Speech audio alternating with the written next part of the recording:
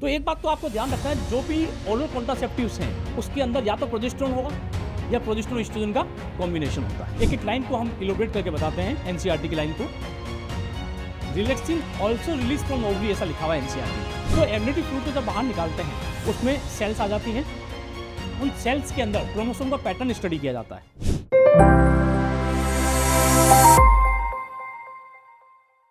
Hello students, मैं आज T20 series में ह्यूमन रिप्रोडक्शन और रिप्रोडक्टिव हेल्थ टॉपिक को डिस्कस करूंगा। इस टॉपिक को 20 क्वेश्चंस के थ्रू हम कवर करेंगे। So let's start our topic human reproduction reproductive health. Now question number 1। Question number 1, consider the following statements and select the wrong one. Wrong statement को select करना है। ये 4 स्टेटमेंट यहाँ पे दे रखे हैं। Statement number 1, parturition is a complex neuro endocrine mechanism. बिल्कुल सही है, पार्चुरेशन एक कॉम्प्लेक्स न्यूरो एंडोक्राइन मैकेनिज्म है। एनसीईआरटी का लाइन है, कई बार क्वेश्चन भी आया है इसी लाइन के ऊपर। Statement 2, the first movement of the foetus and appearance of hair on the head are usually observed during 5th month of the pregnancy. ये हमें पता है, 5th मंथ के अंदर फीटस का फर्स्ट मूवमेंट यूजुअली सीन होता है। और यहाँ पर हम बात कर रहे हैं हेड के ऊपर हेयर्स डेवलप हो जाते हैं, तो ये स्टेटमेंट भी सही है, एनसीईआरटी के अंदर मेंशन करा हुआ है clearly. Statement number 3, during parturition secretion of progesterone decrease but secretion of oestrogen increase from the placenta. एक बात ध्यान रखिएगा स्टूडेंट्स, यहाँ पर जो बात कर रहे हैं ड्यूरिंग प्रेगनेंसी प्रोजेस्टेरोन और एस्ट्रोजन का रेशियो हाई होता है, यानी प्रोजेस्टेरोन ज़्यादा है और एस्ट्रोजन कम है। लेकिन at the time of parturition estrogen progesterone का रेशियो हाई हो जाता है, एस्ट्रोजन हाई हो जाएगा, प्रोजेस्टेरोन थोड़ा कम हो जाएगा। तो यानी कि ये भी हम बात करेंगे during parturition secretion of progesterone decrease but secretion of oestrogen increase होगा। बिल्कुल सही है ये स्टेटमेंट। स्टेटमेंट नंबर 4 का जब बात कर रहे हैं, progesterone and estrogen are produce in women only during pregnancy. Progesterone estrogen केवल प्रेगनेंसी स्टेज के अंदर ही प्रोड्यूस होता है? नहीं, ये तो गलत हो गया। प्रोजेस्टेरोन एस्ट्रोजन नॉर्मली भी प्रोड्यूस होते हैं। तो ये जो 4th स्टेटमेंट है ये रॉन्ग है। तो हमें यहाँ सेलेक्ट भी क्या करना है? Wrong statement. तो रॉन्ग स्टेटमेंट कौन सा हुआ? 4। तो अपना आंसर क्या रहेगा बच्चों? आंसर रहेगा 4। क्लियर? नेक्स्ट क्वेश्चन हम देखते हैं। नेक्स्ट क्वेश्चन है question number 2, find out incorrect statement. इसमें भी हमें इनकरेक्ट स्टेटमेंट चूज करना है, या 4 स्टेटमेंट्स आपको दे रखे हैं। स्टेटमेंट 1 में हम देखेंगे, corpus luteum secrete large amount of progesterone which is essential for maintenance of the endometrium. आप जानते हैं कॉर्पस ल्यूटियम प्रोजेस्टेरोन और एस्ट्रोजन दोनों को सिक्रीट करता है, पर मेनली क्या सिक्रीट करता है? प्रोजेस्टेरोन। और वो प्रोजेस्टेरोन रिक्वायर होता है, रेस्पॉन्सिबल होता है एंडोमेट्रियम को मेंटेन करने के लिए। तो स्टेटमेंट नंबर 1 जो है वो बिल्कुल सही है। Corpus luteum secrete large amount of progesterone which is essential for maintenance of the endometrium, बिल्कुल सही है। Statement number 2, entry of the sperm induce the completion of second meiotic division of the secondary oocyte। आपको पता है ovulation होता है, तो ovary से कौन सा स्ट्रक्चर बाहर आएगा? Secondary oocyte। वो सेकेंडरी oocyte कहाँ जाएगा? एम्पुला में। अब जब स्पर्म के कांटेक्ट में आएगा, सेकेंडरी oocyte जब स्पर्म के कांटेक्ट में आएगा तब सेकेंड मेयोटिक डिवीजन कंप्लीट होता है और बनेगा ओवम और सेकेंड पोलर बॉडी। तो बिल्कुल ठीक है, स्पर्म का एंट्री जो होता है सेकेंड मेयोटिक डिवीजन को इंड्यूस करेगा। तो बिल्कुल सही है स्टेटमेंट 2। स्टेटमेंट 3 की जब बात कर रहे हैं, in human female only growth phase of oogenesis run after birth. बच्चों आपको पता है oogenesis का 3 स्टेज होता है, मल्टीप्लिकेशन फेज, ग्रोथ फेज और मैच्योरेशन फेज। 3 में से 2 स्टेज तो एम्ब्रियोनिक लाइफ में ही कंप्लीट हो जाता है, यानी बर्थ से पहले ही 2 स्टेज कंप्लीट हो जाता है, मल्टीप्लिकेशन फेज और ग्रोथ फेज। बर्थ के बाद तो केवल एक फेज रन करता है फीमेल के अंदर। oogenesis का कौन सा फेज रन करता है? Maturation phase. तो यहां पे तो लिखा है कि ह्यूमन फीमेल में ग्रोथ फेज रन करता है आफ्टर बर्थ, ये तो स्टेटमेंट गलत हो गया। आफ्टर बर्थ कौन सा फेज रन करता है? Maturation phase. क्लियर? 4th आप देखेंगे, at puberty only 60 to 80,000 primary follicle are left in each ovary. NCERT के अंदर बिल्कुल मेंशन कर रखा है। एक बार क्वेश्चन आया था, बोथ ओवरी के लिए पूछ लिया गया था, ईच ओवरी कितना प्राइमरी फॉलिकल बचा है प्यूबर्टी पे? 60 to 80,000। और यदि बोथ ओवरी पूछेगा तो इनका डबल करना है आपको, 1,20,000 से 1,60,000। तो ये बिल्कुल एनसीईआरटी का लाइन है, at the puberty only 60 to 80,000 primary follicle are left in each ovary. ये स्टेटमेंट भी बिल्कुल सही है।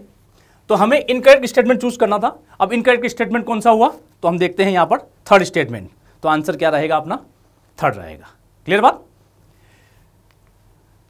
यहां पर जब बात कर रहे हैं, ये हिंदी के अंदर भी सेम ऑप्शन मेंशन करा हुआ है, आप देख सकते हैं बेटा। नेक्स्ट क्वेश्चन है question number 3।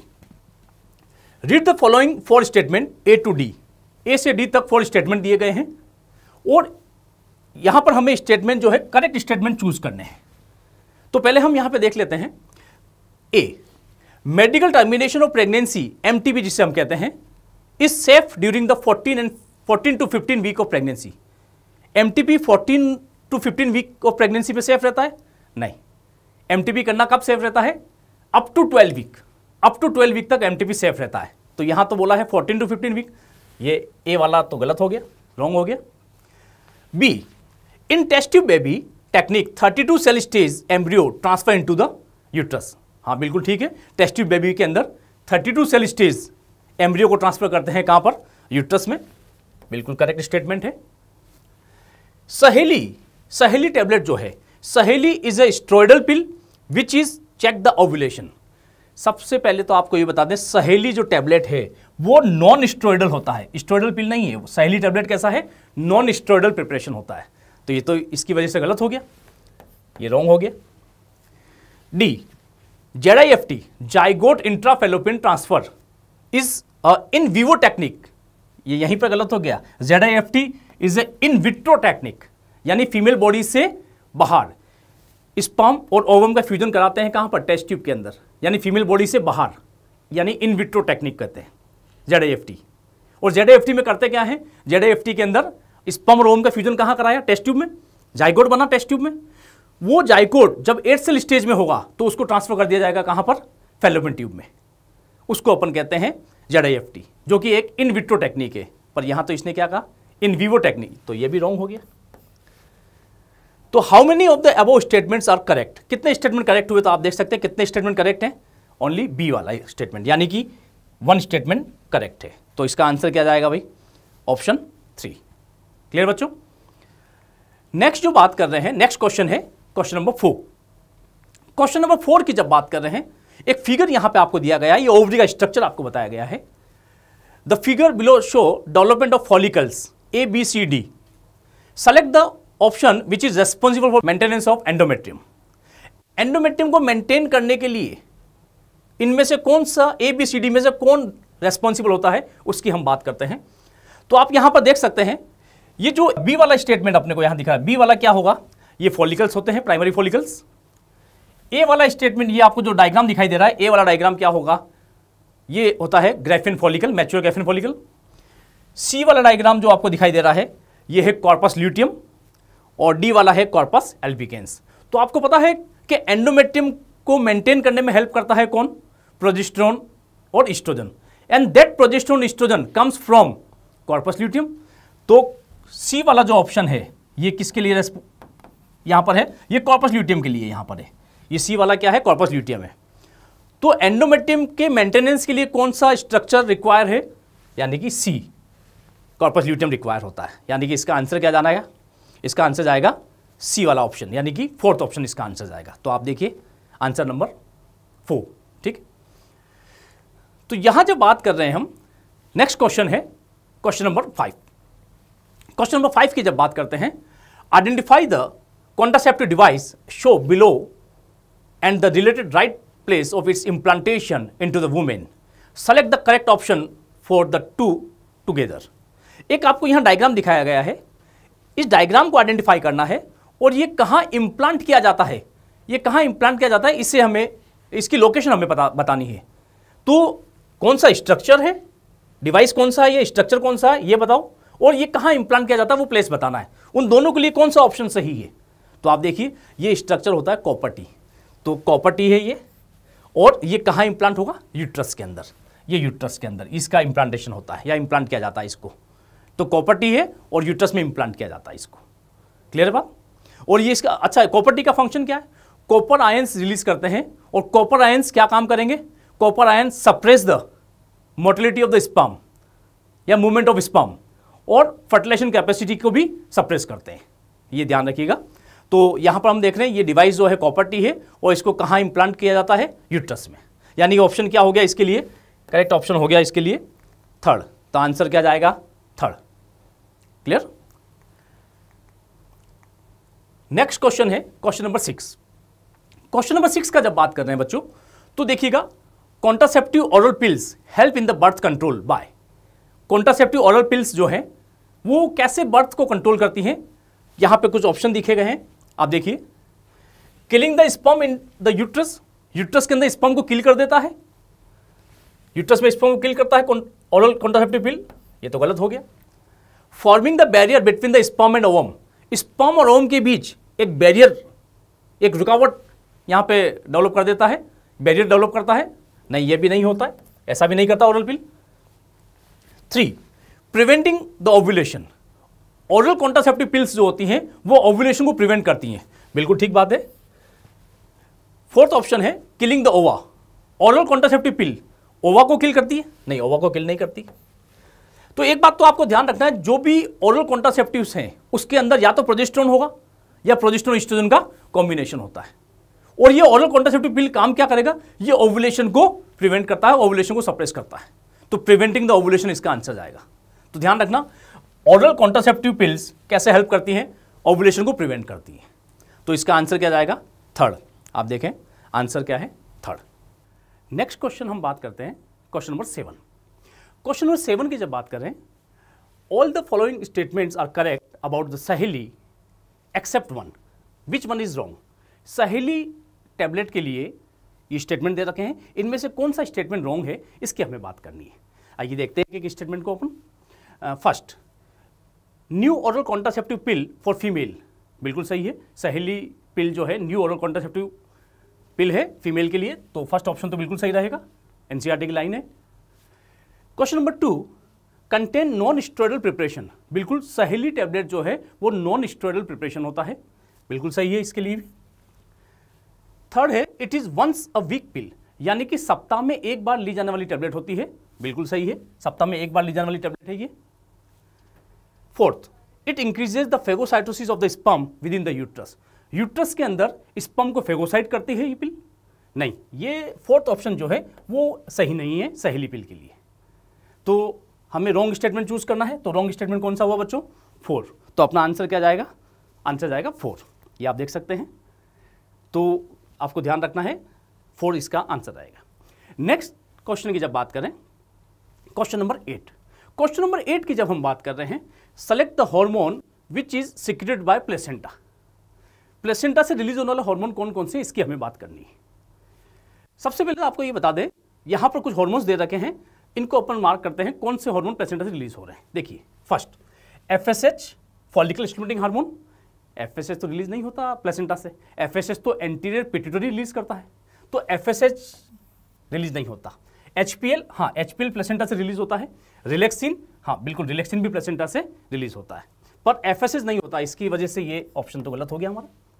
Second HCG, human chorionic gonadotropic hormone, HPL human placental lactogen hormone, और रिलैक्सिन, हाँ ये तीनों हार्मोन जो हैं ये प्लेसेंटा से रिलीज होते हैं। तो सेकंड वाला जो ऑप्शन है इसकी प्रोबेबिलिटी बढ़ती जा रही है। नेक्स्ट देखते हैं थर्ड, HCG, LH और रिलैक्सिन। LH जो है ये तो एंटीरियर पिट्यूटरी रिलीज करता है बच्चों, HCG तो प्लेसेंटा से रिलीज होगा, रिलैक्सिन प्लेसेंटा से रिलीज होगा, लेकिन LH तो एंटीरियर पिट्यूटरी रिलीज करता है, तो इसकी वजह से LH की वजह से थर्ड ऑप्शन भी गलत हो गया। फोर्थ HCG, HPL और GnRH, प्लेसेंटा HCG, HPL तो रिलीज करता है, लेकिन GnRH को रिलीज नहीं करता, तो GnRH की वजह से, GnRH कौन रिलीज करेगा, हाइपोथैलेमस, तो GnRH की वजह से ये ऑप्शन क्या हो गया, रॉन्ग हो गया। अब हमें सेलेक्ट करना है कि राइट स्टेटमेंट कौन सा है, यानी कौन कौन से हार्मोन रिलीज हो रहे हैं यहां से, तो हम देखते हैं सेकंड ऑप्शन इसके लिए सही होगा, ऑप्शन सेकंड सही है, HCG, HPL और रिलैक्सिन। एनसीईआरटी की लाइन है बच्चों, आपको पता है, क्लियर है, ओके। नेक्स्ट क्वेश्चन हम देखते हैं क्वेश्चन नंबर 9। क्वेश्चन नंबर 9 का जब बात कर रहे हैं, in which of the following structure are involve in the formation of seminal plasma and fluid of semen. Seminal plasma के फॉर्मेशन में और फ्लूइड ऑफ सीमेन के फॉर्मेशन में कौन हेल्प करता है। आपको पता है 3 एसेसरी रिप्रोडक्टिव ग्लैंड्स होती हैं, सेमिनल वेसाइकल जो कि पेयर में है, प्रोस्टेट जो अनपेयर्ड है, और बल्बोयूरेथ्रल ग्लैंड या काउपर्स ग्लैंड जिसको हम कहते हैं वो पेयर में है। तो अब देखिए यहां पर कुछ ऑप्शंस दे रखे हैं। सेमिनल वेसाइकल, बिल्कुल सेमिनल वेसाइकल जो है वो सेमिनल प्लाज्मा और फ्लूइड ऑफ सीमेन के फॉर्मेशन में हेल्प करेगा, बिल्कुल करेगा। आपको पता है सीमेन के अंदर 10% स्पर्म होता है और 90% ग्लैंड्स के सिक्रीशंस होते हैं। अब एसेसरी रिप्रोडक्टिव ग्लैंड्स के सिक्रीशन 90% है, उनमें भी सबसे ज़्यादा कंट्रीब्यूशन कौन दे रहा है? 60 to 70% कंट्रीब्यूशन सेमिनल वेसाइकल का है, ये आपको पता है। Next prostate gland. Prostate gland जो है ये भी, इनके जो सिक्रीशंस होते हैं वो भी सेमिनल प्लाज्मा के फॉर्मेशन में हेल्प करते हैं, फ्लूइड ऑफ सीमेन के फॉर्मेशन में हेल्प करते हैं। प्रोस्टेट ग्लैंड के सिक्रीशन भी 30% सिक्रीशन प्रोस्टेट ग्लैंड रिलीज करता है। नेक्स्ट है एपिडाइमिस। तो नहीं, एपिडाइमिस का सिक्रीशन हेल्प नहीं कर रहा है और सर्विक्स इसके सिक्रीशन भी हेल्प नहीं कर रहे। तो यहां पर देखिए सेमिनल वेसाइकल और प्रोस्टेट के सिक्रीशंस जो हैं ये सेमिनल प्लाज्मा और फ्लूइड ऑफ सीमेन के फॉर्मेशन में हेल्प करेंगे। तो आंसर क्या जाना चाहिए? आप देखें, आंसर जाना चाहिए 1 और 2। 1 और 2 किसमें आ रहा है? ऑप्शन 1। तो आंसर क्या रहेगा अपना? ऑप्शन 1। क्लियर बच्चों बात? ये आपको ध्यान रखना है।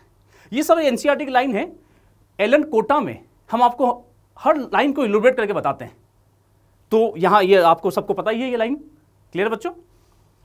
Okay, next question number 10। Question number 10 की जब बात कर रहे हैं, लिस्ट 1 और लिस्ट 2 इन दोनों को मैच करना है।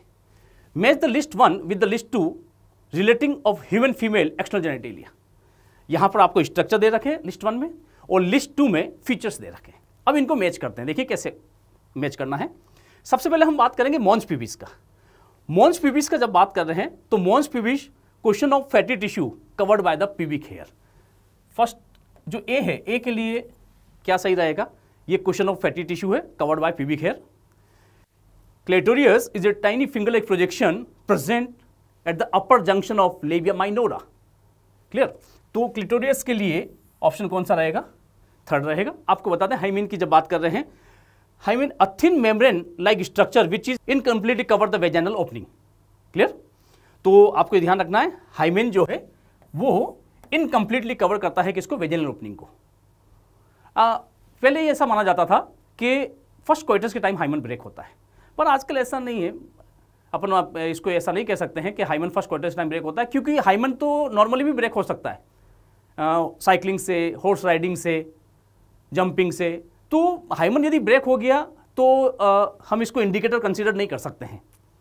Presence and absence of hymen is not a true indicator of the virginity, you know. Okay, तो हाइमेन के लिए 4th ऑप्शन सही है। Labia majora, labia majora a fleshy fold of the skin surrounding the vaginal opening. तो D के लिए क्या सही होगा? डी के लिए 1 सही रहेगा। अब इसमें मैच करते हैं अपन। ए के लिए कौन सा ऑप्शन भाई? ए के लिए 2nd, तो ए के लिए 2nd यहां पे आ रहा है, इधर भी ए के लिए 2nd आ रहा है, यानी कि फर्स्ट और 4 की प्रोबेबिलिटी बढ़ रही है।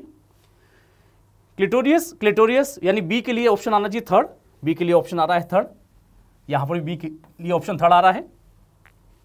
हाइमेन, हाइमेन की जब बात कर रहे हैं तो हाइमेन के लिए ऑप्शन आता है 4, हाइमेन के लिए सी के लिए 4 आ रहा है, यानी फर्स्ट वाले की प्रोबेबिलिटी बढ़ती जा रही है। और लेबिया मेजोरा यानी डी के लिए ऑप्शन आ रहा है 1, यानी कि अपना आंसर क्या हुआ? ऑप्शन 1। आप देखते हैं आंसर क्या रहेगा? आंसर रहेगा 1। क्लियर है बात? ओके, नेक्स्ट जब बात कर रहे हैं क्वेश्चन नंबर 11। क्वेश्चन नंबर 11 का जब बात करें बच्चों, given below are 2 statements, 2 statement यहां दिए गए हैं, स्टेटमेंट 1 और 2। पहले इनको रीड करते हैं क्या स्टेटमेंट है, उसके बाद अपन ऑप्शन देखेंगे। Statement 1, the menstrual phase is followed by the follicular phase. तो बिल्कुल सही है, menstrual phase is followed by the follicular phase. You know menstrual cycle का 3 फेज होता है, bleeding phase, pre ovulatory phase और पोस्ट ओव्यूलेटरी फेज। तो यहां जब हम बात कर रहे हैं प्री ओव्यूलेटरी का ही दूसरा नाम क्या है? Follicular phase. तो menstrual phase is followed by the follicular phase, बिल्कुल सही है statement. Statement 2, during follicular phase of menstrual cycle the primary follicle in the ovary grow to become a fully mature corpus luteum.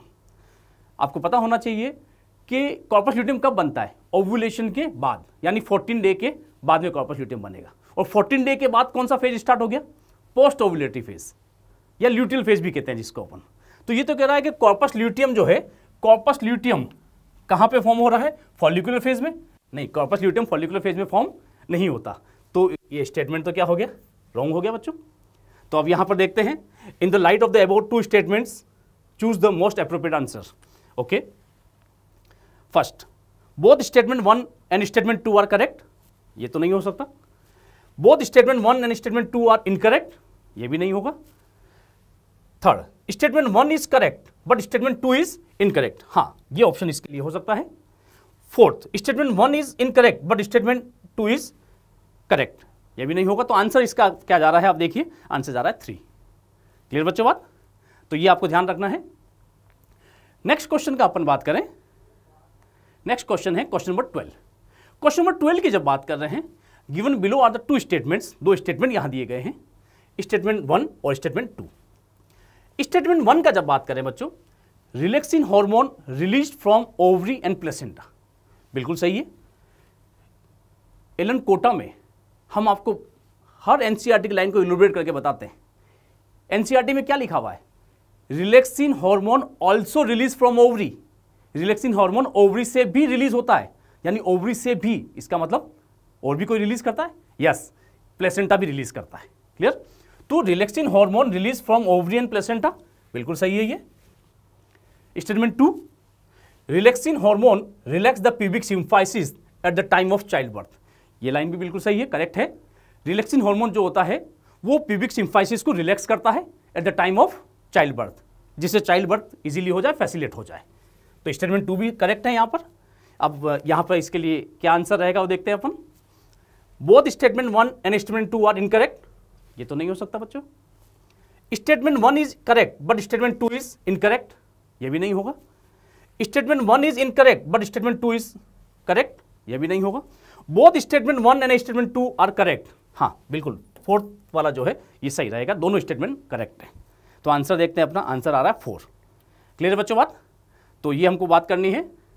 ये आता question number 12। Question number 13 का जब बात करें, next question है क्वेश्चन नंबर 13। एसेसन और रीजन यहां दिए गए। एसेसन क्या है बच्चों, देखिएगा, infertility cases due to inability of the male partner to inseminate the female could be corrected by artificial insemination technique, AI technique के थ्रू इसको हम करेक्ट कर सकते हैं। Reason, in artificial insemination technique the semen collected either from the husband or a healthy donor is artificially introduced into the vagina or the uterus of the female। हाँ तो ठीक है, दोनों स्टेटमेंट यहां पर सही हो रहे हैं, एसेसन भी सही है और रीजन भी सही है। अब ये देखना है कि करेक्ट एक्सप्लेनेशन है या नहीं है। एसेसन क्या है, आप देखो, इनफर्टिलिटी जो है, इनफर्टिलिटी के अंदर क्या हो रहा है, मेल पार्टनर इंसेमिनेट नहीं कर पा रहा है, यानी स्पर्म को वेजाना के अंदर इंसेमिनेट नहीं कर पा रहा है, तो ठीक है। और इसको करेक्ट कर सकते हैं किसके थ्रू, आर्टिफिशियल इंसेमिनेशन के थ्रू। आर्टिफिशियल इंसेमिनेशन में क्या करेंगे, रीजन क्या है, हस्बैंड से या हेल्दी डोनर से स्पर्म को कलेक्ट करेंगे और सीधे ही वेजाना में इंसेमिनेट करवा देते हैं या यूट्रस में इंसेमिनेट करवाते हैं। तो एसेसन भी सही है और रीजन भी सही है, और रीजन इसका करेक्ट एक्सप्लेनेशन भी है, रीजन इसका करेक्ट एक्सप्लेनेशन भी है, तो ये आपको ध्यान रखना है। अच्छा, करेक्ट एक्सप्लेनेशन क्यों है, तो ये भी आपको ध्यान रखना है कि इनफर्टिलिटी को हम करेक्ट कर सकते हैं किसके थ्रू, आर्टिफिशियल इंसेमिनेशन के थ्रू। और आर्टिफिशियल इंसेमिनेशन में क्या करेंगे, हस्बैंड से या हेल्दी डोनर से स्पर्म को लेके फीमेल वेजाना में या यूट्रस में इंसेमिनेट करवाते हैं। एसेसन रीजन दोनों सही है और रीजन इसका करेक्ट एक्सप्लेनेशन भी है। तो आप यहां देख सकते हैं, both assertion and reason are true and the reason is the correct explanation of assertion 1, यानी कि इसका आंसर जाएगा 1। क्लियर। नेक्स्ट जब बात कर रहे हैं क्वेश्चन नंबर 14। क्वेश्चन नंबर 14 की जब बात करें, यहां भी एसेसन रीजन के लिए दिया गया है। एसेसन रीड करते हैं, during pregnancy the corpus luteum become persist, बिल्कुल सही है। जब फीमेल प्रेग्नेंट होती है तो कॉर्पस ल्यूटियम परसिस्ट करता है, और कॉर्पस ल्यूटियम रिलीज करेगा क्या, प्रोजेस्टेरोन और ईस्ट्रोजन, बिल्कुल सही है। तो एसेसन तो सही है भाई। Reason, during pregnancy all events of the menstrual cycle stop and there is no menstruation. Pregnancy के अंदर, प्रेगनेंसी में मेंस्ट्रुअल साइकिल स्टॉप हो जाता है, बिल्कुल सही है, और उसके कोई भी इवेंट वहां पे रन नहीं करेंगे, मेंस्ट्रुएशन नहीं होता, ये ध्यान रखना। ड्यूरिंग प्रेगनेंसी, जब फीमेल प्रेग्नेंट है तो मेंस्ट्रुअल साइकिल रन नहीं करता, ठीक है। रीजन भी सही है। अब करेक्ट एक्सप्लेनेशन है या नहीं, अब सुनो इसको कैसे सोल्व करेंगे बेटा। During pregnancy corpus luteum become persist. Pregnancy में कॉर्पस ल्यूटियम परसिस्ट करता है, बिल्कुल सही बात है। और क्यों परसिस्ट करता है? क्योंकि एससीजी उसको मेंटेन करके रखता है। एससीजी एक ऐसा हार्मोन है जो प्रेगनेंसी में रिलीज होता है, ह्यूमन कोरियोनिक गोनेडोट्रोपिक हार्मोन, जिसको हम प्रेगनेंसी टेस्ट में भी काम में लेते हैं। ठीक है, तो during pregnancy corpus luteum persist कर रहा है, और इसको परसिस्ट कौन करवा रहा है? एससीजी करवा रहा है। रीजन क्या होगा इसका? एसेसन का रीजन क्या होगा? एससीजी परसिस्ट करवाता है इसको। ये रीजन सही है, पर करेक्ट एक्सप्लेनेशन नहीं है इसका। ठीक है, तो आप यहां पर अपन क्या देखेंगे? Both assertion and reason are true, but reason is not the correct explanation of assertion. इसका आंसर ये जानना चाहिए। तो ये ध्यान रखना, करेक्ट एक्सप्लेनेशन नहीं है। तो करेक्ट एक्सप्लेनेशन क्या है? कॉर्पस ल्यूटियम को परसिस्ट करता है कौन? एससीजी। क्लियर? ओके, तो क्वेश्चन नंबर 14 का आंसर रहेगा 1। क्वेश्चन नंबर 15 का बात करें। Question number 15, arrange the following events of the female reproductive cycle in human in sequence. एक फीमेल रिप्रोडक्टिव साइकिल जो है ह्यूमन के अंदर, फीमेल रिप्रोडक्टिव साइकिल के कुछ इवेंट्स दे रखे हैं, इनको हमें अरेंज करना है। अब अरेंज करना है तो देखो, secretion of FSH, growth of corpus luteum, growth of follicles, ovulation and sudden increase in the level of LH, जिसको हम एलएच सर्ज भी कहते हैं। तो इसमें देखिए अरेंज करते हैं इनको। सबसे पहले तो क्या होगा? एफएसएच का सिक्रीशन होगा, 1 नंबर पे आएगा ये। जब एफएसएच का नाम क्या है? Follicle stimulating hormone. फॉलिकल को क्या करेगा? स्टिमुलेट करेगा। तो फर्स्ट नंबर पे तो एफएसएच आएगा। अब जब एफएसएच फॉलिकल को स्टिमुलेट करेगा तो उसकी ग्रोथ करवाएगा, यानी सेकंड ऑप्शन पे क्या आना चाहिए? Growth of follicle. जब फॉलिकल का ग्रोथ हो रहा है तो क्या होगा? फॉलिकल ग्रोथ होने के साथ में अभी एलएच का लेवल सडनली हाई हो जाता है। ओव्यूलेशन कब होता है? 14 डे पे, और उस समय एलएच का लेवल क्या हो गया? सडनली हाई हो जाता है। तो थर्ड नंबर पे ऑप्शन क्या आना चाहिए? ये ऑप्शन आएगा। जब एलएच का लेवल हाई हो गया तो एलएच सर्ज क्या करवाता है? ओव्यूलेशन, यानी फोर्थ नंबर पे ये आएगा। और जब ओव्यूलेशन के बाद क्या बनता है? कॉर्पस ल्यूटियम, तो फिफ्थ नंबर पे ये आएगा। तो अब इसको अरेंज करिए बेटा। फर्स्ट आना चाहिए, यानी कि 2 है, सेकंड और थर्ड में से एक ऑप्शन होगा। सेकंड क्या आ रहा है? थर्ड ऑप्शन, फर्स्ट और थर्ड। ठीक है, अब थर्ड पे कौन सा ऑप्शन आ रहा है? फिफ्थ। First, third, fifth. ठीक, नेक्स्ट क्या आ रहा है? फोर्थ, ओव्यूलेशन होगा। और ओव्यूलेशन के बाद में कौन सा आ रहा है? Growth of corpus luteum, second. यानी कि इसके लिए आंसर क्या होना चाहिए? सेकंड आंसर आना चाहिए। तो आप देखते हैं यहाँ पे आंसर क्या आ रहा है? आंसर आ रहा है सेकंड। तो इसको आपको अरेंज करना है तो आप इस प्रकार से लिख लिया करो, फर्स्ट इवेंट कौन सा हो रहा है, सेकंड इवेंट कौन सा हो रहा है, इस प्रकार से लिख के, और उसमें देख लो ये सीक्वेंस कहाँ बन रही है, इससे अपन आंसर निकाल सकते हैं। क्लियर? नेक्स्ट क्वेश्चन है क्वेश्चन नंबर 16। क्वेश्चन नंबर 16 की जब बात कर रहे हैं, 30 secondary oocyte in female and 30 secondary spermatocyte in male give rise to. Secondary oocyte 30 है फीमेल के अंदर और सेकेंडरी स्पर्मेटोसाइट भी 30 है। इससे कितना स्पर्म और कितना ओवम फॉर्म हो रहा है, इसे हमें बताना है। आपको पता है तो ओवम तो एक ही फॉर्म होता है, ओजिनेसिस में एक ही ओवम फॉर्म हो रहा है। ठीक है, तो 30 सेकेंडरी oocyte से कितना ओवम फॉर्म होगा? इससे ओवम फॉर्म होगा 30। ठीक है, और 30 सेकेंडरी स्पर्मेटोसाइट से कितना बनेगा? आपको पता है एक सेकेंडरी स्पर्मेटोसाइट से 2 स्पर्म बनता है, तो 30 सेकेंडरी स्पर्मेटोसाइट से कितना स्पर्म बनेगा? 60। तो बिल्कुल सही है, 30 सेकेंडरी oocyte से तो 30 ओवम बनेगा, और 30 सेकेंडरी स्पर्मेटोसाइट से 60 क्या बनेंगे? स्पर्म बनेंगे। ठीक है, तो देखो एक सेकेंडरी oocyte से एक ओवम बन रहा है, तो यहां पे 30 सेकेंडरी oocyte से कितने ओवम बनेंगे? 30। एक सेकेंडरी स्पर्मेटोसाइट से 2 स्पर्म बनते हैं, 30 से कितने बनेंगे? 60 स्पर्म। तो यहां पर 30 ओवम और 60 स्पर्म, तो यानी कि इसके लिए आंसर क्या जाएगा?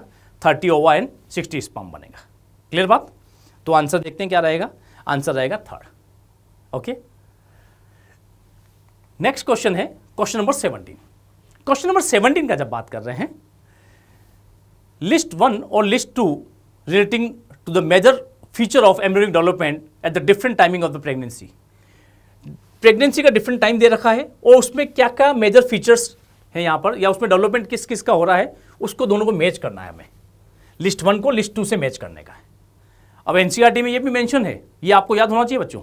अब देखते हैं, after 4 week of the pregnancy, 4 week का मतलब फर्स्ट मंथ और फर्स्ट मंथ में सबसे पहले क्या बनता है, हार्ट, तो सबसे पहले हार्ट का फॉर्मेशन होगा, यानी कि हम बात करेंगे ए के लिए आंसर क्या आएगा, सेकेंड, हार्ट का फॉर्मेशन हुआ। 12 वीक ऑफ प्रेगनेंसी, 12 वीक का मतलब कितना महीना हो गया, 3 month.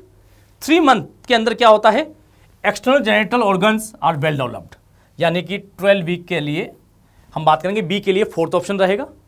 Okay, after 24 week of the pregnancy, 24 week का मतलब हो गया 6 मंथ। आपको पता है 6 मंथ के अंदर आईलिड्स सेपरेट हो जाती हैं, आईलेसेस फॉर्म हो जाती हैं, यानी कि सी के लिए आंसर जाएगा 1। After 8 week of the pregnancy, 8 week के अंदर, 8 वीक का मतलब क्या हुआ भाई, सेकंड मंथ। सेकंड मंथ के अंदर लिम्स और डिजिट का फॉर्मेशन होता है, तो ये आपको ध्यान रखना है। फर्स्ट मंथ की हम बात करें, फर्स्ट मंथ के अंदर हार्ट का फॉर्मेशन होता है, सेकंड मंथ में फोर लिम, हैंड लिम और डिजिट्स, थर्ड मंथ में मेजर ऑर्गन सिस्टम फॉर्म होते हैं, फिफ्थ मंथ के अंदर फीटस का फर्स्ट मूवमेंट होता है और हेड पे हेयर, 6 मंथ के अंदर, 6 मंथ में body is covered by the fine hair and eyelids and eyelashes are separate, and 9 month foetus are fully ready for parturition. NCERT में मेंशन है, तो उसके हिसाब से आपको मैच करना है बेटा। तो आप बताओ 4 वीक में सबसे पहले हार्ट बना, यानी ए का सेकंड आना चाहिए, ए का सेकंड आ रहा है यहाँ पर, फर्स्ट और सेकंड दोनों में आ रहा है, ठीक है। 12 वीक के लिए अपन ने देखा फोर्थ ऑप्शन, तो बी का आप देखें फोर्थ, बी का फोर्थ आ रहा है इधर, ठीक है।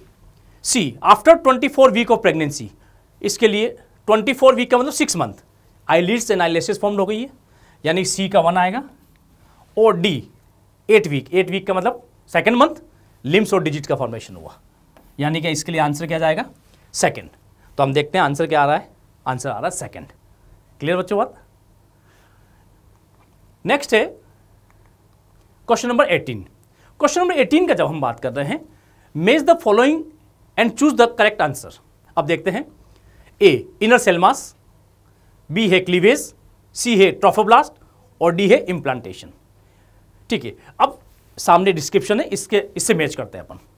Inner cell mass, inner cell mass किसे कहते हैं अपन, तो inner cell mass is a group of cell that would differentiate as a embryo, बिल्कुल सही है। तो ए के लिए अपने को बात करना है, inner cell mass is a group of cell that would be differentiate as a embryo, A के लिए सेकंड आएगा। क्लीवेज, आपको पता है स्पर्म और ओवम का फ्यूजन हुआ, क्या बना, जाइगोट। कहां बना, एम्पुला में। जाइगोट एक सिंगल सेल है, अब उसमें डिवीजन होगा तो 2 सेल बनेगा, फिर डिवीजन हुआ 4 सेल, फिर डिवीजन हुआ 8 सेल स्टेज, फिर डिवीजन हुआ 16 सेल स्टेज। तो ये जो सेल्स बनती जा रही है उन सेल्स को बोलते हैं ब्लास्टोमियर। और जो 1 सेल स्टेज, फिर 2 सेल स्टेज, 4 सेल स्टेज, तो ये डिवीजन जो हो रहे हैं, डिवीजन कौन से होते हैं, माइटोटिक डिवीजन होते हैं, और इन डिवीजन को बोलते हैं क्लीवेज। तो आप देखो क्लीवेज के अंदर कौन सा डिवीजन होता है, माइटोटिक डिवीजन होता है, यानी बी के लिए फोर्थ ऑप्शन रहेगा। ट्रोफोब्लास्ट, आपको पता है ब्लास्टोसिस्ट का आउटर मोस्ट लेयर कौन सा होता है, ट्रोफोब्लास्ट, और वो ट्रोफोब्लास्ट ही एंडोमेट्रियम पे जाके क्या होता है, अटैच होता है। तो trophoblast outer layer of the blastocyst attach to the endometrium, बिल्कुल ठीक है। इम्प्लांटेशन किसको कहेंगे, इम्प्लांटेशन, ब्लास्टोसिस्ट जो होता है वो एंडोमेट्रियम के अंदर इंसर्ट होता है, एम्बेडेड होता है। तो इम्प्लांटेशन किसको कहेंगे, इम्प्लांटेशन हम कहेंगे embedding the blastocyst into the endometrium. तो इसके हिसाब से आप चूज कर सकते हैं अपन, ए के लिए सेकंड, ए के लिए सेकंड आएगा, यानी 1 और 3 में से एक ऑप्शन होना चाहिए। क्लीवेज के अंदर डिवीजन कौन से हो रहे हैं, माइटोटिक डिवीजन हो रहे हैं, यानी बी का आएगा यहां पर 4, बी का 4 आ रहा है, यानी थर्ड की प्रोबेबिलिटी बढ़ती जा रही है। ट्रोफोब्लास्ट, ट्रोफोब्लास्ट आउटर लेयर है ब्लास्टोसिस्ट का, जो कि एंडोमेट्रियम से अटैच होता है, सी का थर्ड। और implantation embedding of blastocyst into the endometrium, यानी डी का आएगा 1, यानी ऑप्शन थर्ड जो है वो करेक्ट होना, आंसर होना चाहिए। अब देखते हैं आंसर क्या है, आंसर 3 आ रहा है। क्लियर बच्चों बात। नेक्स्ट क्वेश्चन है क्वेश्चन नंबर 19। क्वेश्चन नंबर 19 की जब बात कर रहे हैं, match the following and give the answer for correct match. यहां पर कुछ स्टेजेस बताई गई हैं एआरटी की, असिस्टेड रिप्रोडक्टिव टेक्निक्स, और उनका डिस्क्रिप्शन यहां सामने दे रखा है, तो इसको मैच करना है। अब हम मैच करते हैं। ए ZIFT, जाइगोट इंट्राफेलोपियन ट्रांसफर, ये एक इन विट्रो टेक्निक है। आपको पता है जो कपल चाइल्ड प्रोड्यूस नहीं कर पाते हैं वो इन टेक्निक्स को यूज़ करते हैं। इसमें क्या होगा, फीमेल से ओवम को लेते हैं और मेल से स्पर्म को लिया जाता है और उनका फ्यूजन कराया जाता है, कहाँ पर, टेस्ट ट्यूब में। अब टेस्ट ट्यूब में क्या बना, जाइगोट। जाइगोट जब 8 सेल स्टेज में है तो 8 सेल स्टेज में उसको ट्रांसफर करते हैं कहाँ, फैलोपियन ट्यूब में। और 8 सेल से ज़्यादा हो गया तो सीधे ही ट्रांसफर कर देंगे अपन कहाँ, यूट्रस के अंदर। क्लियर बात। तो जाइगोट इंट्राफैलोपियन ट्रांसफर, स्पर्म ओवम का फ्यूजन कराया कहाँ पर, टेस्ट ट्यूब में, जाइगोट बना। अब जाइगोट को ट्रांसफर कर देंगे up to 8 cell stage, 8 cell stage तक ट्रांसफर करेंगे फैलोपियन ट्यूब में। तो देखिए आप, जाइगोट और early embryo with up to 8 blastomere could be transfer into the fallopian tube, यानी ए के लिए क्या आंसर आना चाहिए, सेकंड। 8 सेल से ज्यादा हो गया तो सीधे कहां ट्रांसफर करेंगे, यूट्रस में। उस टेक्निक को कहते हैं आईयूटी, इंट्रा यूटेराइन ट्रांसफर। तो आप देख सकते हैं यहां पर आईयूटी, आईयूटी के लिए क्या आ जाएगा, more than 8 blastomere stage transfer into the uterus. Clear. B पे देख लेते हैं, AI, artificial insemination. Artificial insemination में क्या होता है, semen collected from the husband और healthy donor is introduce into the vagina. Husband से या हेल्दी डोनर से सीमेन को कलेक्ट करके सीधे ही वेजाइना में इंसेमिनेट करवाया जाता है। इस टेक्निक को अपन क्या कहते हैं, एआई। तो बिल्कुल बी के लिए क्या करेक्ट होगा, third. GIFT, gamete intrafallopian transfer. Gamete intrafallopian transfer के लिए हम बात करेंगे transfer of an ovum collected from a donor into the fallopian tube. किसी डोनर से ओवम को कलेक्ट करके फैलोपियन ट्यूब के अंदर ट्रांसफर कर दिया जाता है। इस टेक्निक को क्या कहते हैं, जीआईएफटी। और जीआईएफटी आपको पता है एक इन वीवो टेक्निक है, यानी फर्टिलाइजेशन कहाँ होता है जीआईएफटी में, फीमेल बॉडी के अंदर। क्लियर बात। तो डी के लिए आंसर क्या रहेगा, 4। तो अब मैच करते हैं, ए के लिए सेकंड, तो ए के लिए सेकंड यहाँ दोनों में आ रहा है, ठीक है। बी के लिए थर्ड आना चाहिए, तो बी के लिए option third. C IUT, IUT हमने कहा more than 8 blastomere stage transfer into the uterus, C के लिए 1, बिल्कुल ठीक है। और डी के लिए ऑप्शन है 4। तो यहां पर थर्ड वाला जो ऑप्शन है ये बिल्कुल करेक्ट हो रहा है इसके लिए। तो देखिए आंसर क्या आता है, आंसर आ रहा है थर्ड। क्लियर बच्चों बात। तो ये आपको ध्यान रखना है। लास्ट क्वेश्चन है question number 20।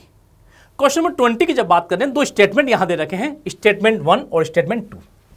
Statement 1, amniocentesis is a foetal sex determination test based on the chromosomal pattern. बिल्कुल ठीक है। एमनियोसिंथेसिस एक फीटल सेक्स डिटर्मिनेशन टेस्ट है, किसके ऊपर बेस्ड है, क्रोमोसोमल पैटर्न के ऊपर बेस्ड होता है ये, ठीक है। Statement 2, amniocentesis used for identify the genetic disorder like Down syndrome. बिल्कुल ठीक है ये भी। अब एक बात ध्यान रखना, एमनियोसिंथेसिस जो टेक्निक है उसमें एमनियोटिक फ्लूइड को बाहर निकाला जाता है। फीटस जो होता है, फीटस एमनियोटिक फ्लूइड के अंदर होता है। एमनियोटिक फ्लूइड फीटस को बॉयंसी प्रोवाइड करवा के रखता है। तो एमनियोटिक फ्लूइड को जब बाहर निकालते हैं उसमें सेल्स आ जाती हैं। उन सेल्स के अंदर क्रोमोसोम का पैटर्न स्टडी किया जाता है और उससे हम पता लगा सकते हैं डेवलप होने वाले फीटस में कोई जेनेटिक डिसऑर्डर तो नहीं होगा, कोई मेटाबॉलिक डिसऑर्डर तो नहीं होगा, क्रोमोसोमल एब्नॉर्मलिटीज तो नहीं होगी। इन सब का बारे में हम पहले ही पता लगा सकते हैं।